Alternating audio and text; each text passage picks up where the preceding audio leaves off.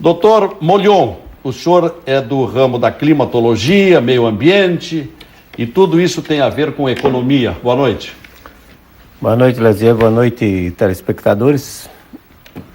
Prazer estar aqui, né? Ouvindo essa discussão, aprendendo um pouco sobre esse aspecto da economia.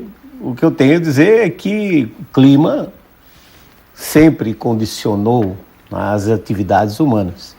Então fala-se muito em economia, mas se você olhar a história, toda vez que se passa, por exemplo, por um período mais frio, a economia baixa. Eu acho que, por exemplo, os grandes descobrimentos, né, do século XV, XVI, né, eles passaram por isso, porque a Europa estava passando por um período frio, chamada Pequena Era Glacial, que obrigou-os a sair e ir em busca de novas terras que pudessem trazer alimentos. A minha preocupação maior hoje, nesse mundo globalizado, é essa histeria do aquecimento global.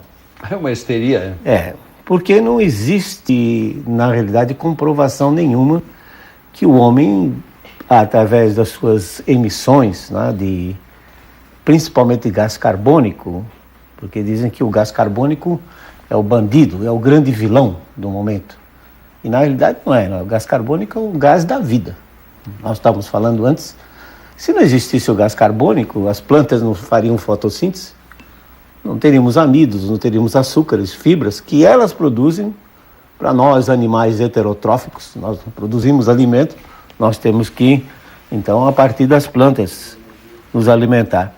E me preocupa muito com isso, por exemplo, mecanismos como o protocolo de Kyoto, por exemplo, que pretende reduzir emissões. Eu não sei como vai reduzir emissões se para crescer economicamente você precisa, na realidade, gastar mais energia.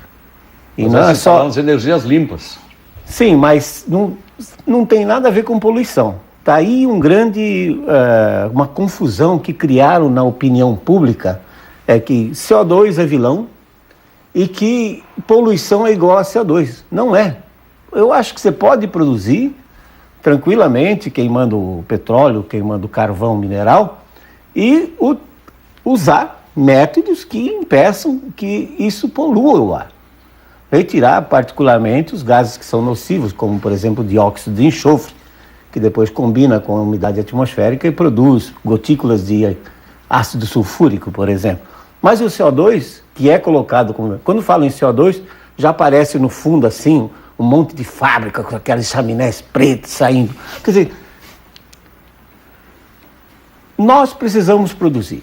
O crescimento econômico que está sendo discutido aqui, ele necessariamente precisa de energia. A adoção de protocolos como esse protocolo de Kyoto é inútil. Por exemplo, você pega os fluxos naturais de carbono entre o oceano, os oceanos e a atmosfera, entre a vegetação e a atmosfera e os solos e a atmosfera.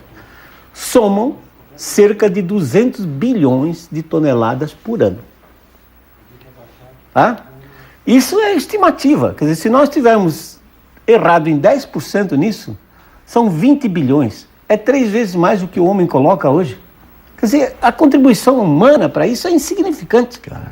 Pega um protocolo de Kyoto que se propõe a reduzir 5,2% das emissões atuais para voltar aos anos 90. Que é isso? 0,3 bilhões de toneladas de carbono por ano. Contra 200 bilhões, que são os fluxos naturais. Quer dizer, isso é brincadeira, né? Quer dizer, você vai querer mudar a face do mundo, atrasar tudo, fazer com que as pessoas fiquem mais pobres, né? Simplesmente porque há uma confusão entre o que é CO2 e o que é poluição. Sim, mas o senhor não está tocando no derretimento das calotas. Esse é outro problema. Não é? Que não está havendo um aquecimento do planeta e com isso... O aquecimento terminou em 1998. Nós estamos agora entrando num novo período de resfriamento. Isso está ligado a um ciclo do Oceano Pacífico, tem mais ou menos 20, 30 anos. Durante 20, 30 anos passa aquecendo. Por exemplo, entre 1925 e 46, houve um aquecimento. Derreteu praticamente todo o gelo do Ártico. No entanto, Até antes da guerra, quer dizer, logo depois da guerra, o homem jogava apenas 6% do carbono que joga hoje na atmosfera. Quer dizer, a atividade ela é pequena. Na realidade, essa globalização, essa industrialização acelerada começou depois da guerra. Não tem havido, então, um aquecimento? Não tem. É uma variabilidade perfeitamente natural. Os termômetros hoje, sobre o que se baseiam para dizer que houve esse aquecimento, na realidade são termômetros que estão dentro das cidades. E a gente sabe que as cidades têm sempre temperatura mais alta. Polêmica. Eu me lembro, doutor Molhão, quando aconteceu no Rio de Janeiro, a Rio 92, a Conferência Mundial sobre o Meio Ambiente, estava lá, inclusive, cobrindo pela Rádio Gaúcha, uma coisa das mais impressionantes foi quando o presidente de uma pequeníssima república chamada Nauru, lá do Pacífico, ele abriu o discurso dele gritando por socorro, dizendo: socorro porque estão encobrindo o meu país. A água está subindo e dentro de 40 ou 50 anos morreremos todos afogados. Porque estava havendo o derretimento do gelo nas camadas. Não tem nada. Não tem nada a ver, não. Não tem nada a ver, não. Não é? Por exemplo, os dados mostram. O problema de ciência é que ciência não é religião. Ciência é números. Você vai, mede e diz o que está acontecendo. Por exemplo, na Antártica, já nos últimos 50 anos, o que está havendo é um acúmulo de gelo. Então, aumento de gelo. Este ano, especificamente, de junho a outubro, o Ártico derreteu, mas, como eu disse, ele já tinha derretido antes. Eu posso mostrar para você artigos da década de 30, os Estados Unidos mandando expedição para saber o que estava acontecendo com o Ártico. Bom, então, o derretimento é natural. Assim, Copa Franca, vamos fazer de tudo. Não. Veja bem.